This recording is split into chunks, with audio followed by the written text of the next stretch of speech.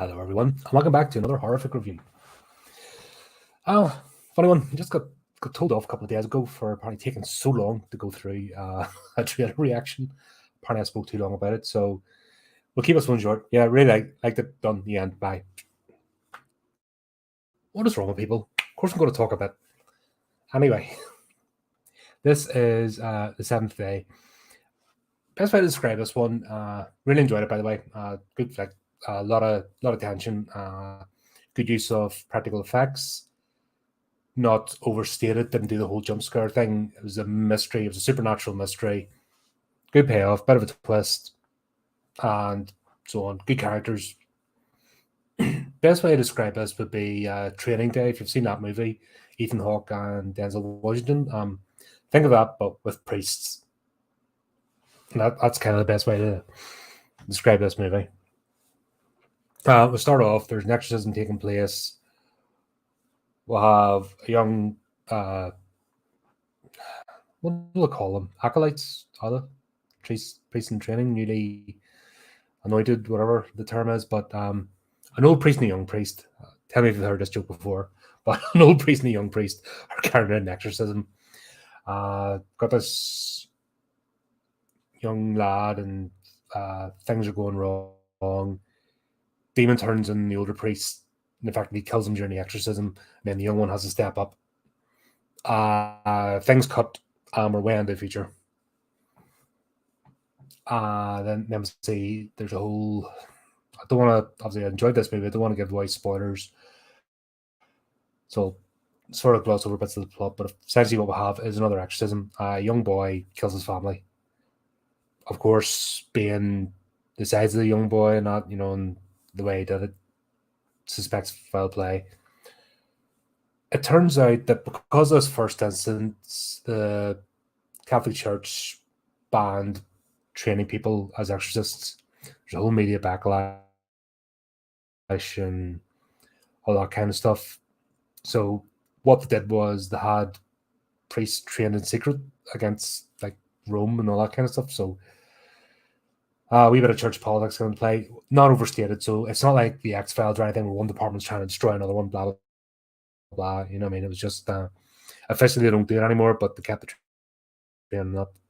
So we'll have Father Daniel, rookie priest out of the what was it? It just seemed funny. The intensive 10-day course or something like that, and exorcist training. So they're I don't know, the Top Gun of priests. They become a priest and then they go to super school to become exorcists. But this is his first day, and then it's this nothing grizzled old veteran, Father Peter. So he's the grizzled one. Turns out he's a young lad that was here at the start that stepped up when his mentor got killed by the demon. Dresses in civilian clothing, swears, all that kind of stuff. That's why I'm drawing the parallels with Training Day, because the old narcotics cop, he looks more straight than he does police officer. He's been that long on the grind, and it's kind of playing with that thing the whole way through it. So it works. Like I said, we've got good characters here, play off each other quite well. It's not cheesy, if I'm honest. Father Daniel's the idealist, hasn't been tainted by evil. You got God's sake, these names. Father Peter, he's guiding him along, and they have a scene where he's busy trying to get him to hunt out evil. Father Daniel makes a wrong call. Father Peter corrects him, tells him that you have to be in the presence, know it, all that kind of stuff. So there's good character development. But then focus on this wee lad named Charlie, who's then been arrested since for the murder of his parents. Did he have a sibling? He might have had a sibling. I can't remember. But just to watch this. But anyway, this wee lad's in juvenile correctional facility, about to go to trial or assessing his mental health.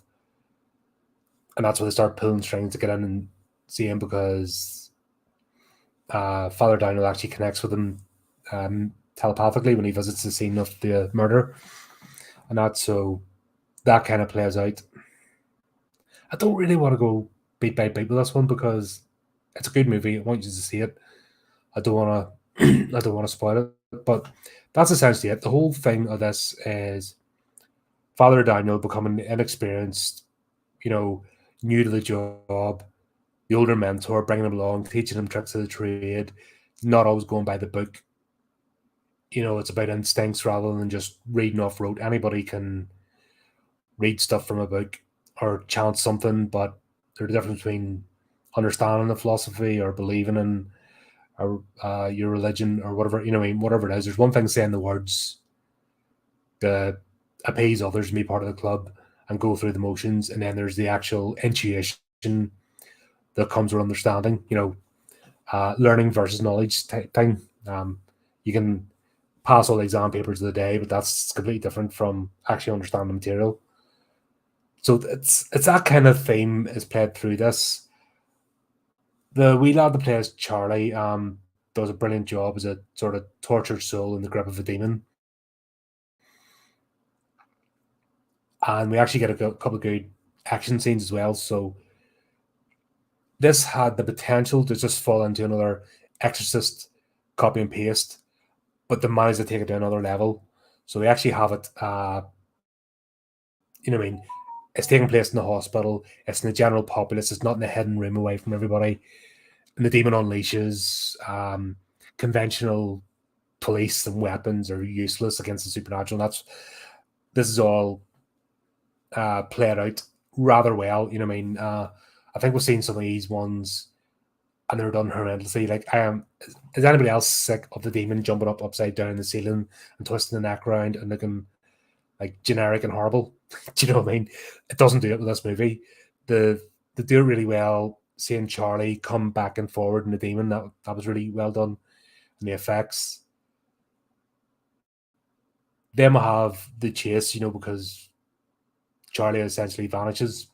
He escapes custody, and that's where the whole movie takes a different track as opposed to your normal Exorcist type movies.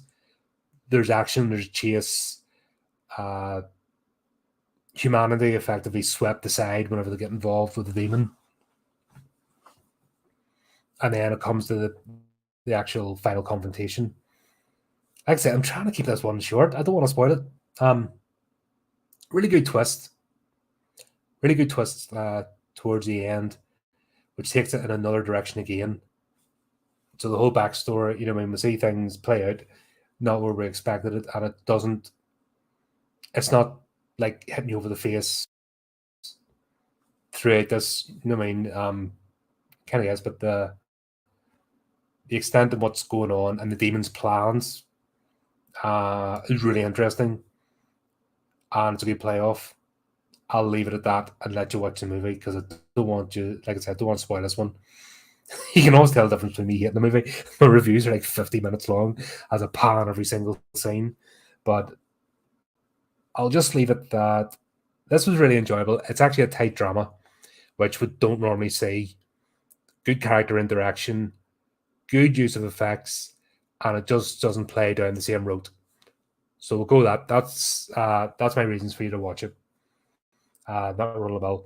On another note, so I've watched The 8th Day. This is the 7th day. So if somebody can recommend me a horror movie entitled The 6th Day, and we'll try and get down the ladder. There's bound to be different movies entitled The Days.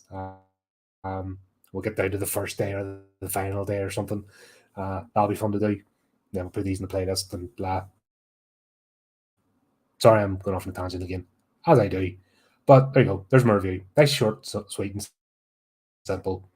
Good movie. Well worth the watch. It plays out well with its drama. Go check it out. So there you go. And for anyone to complain about me going on for 20 minutes about stuff, there you go. Under 10 minutes. Nice and easy. There we go. So until next time, folks, keep it creepy. Keep it horrific.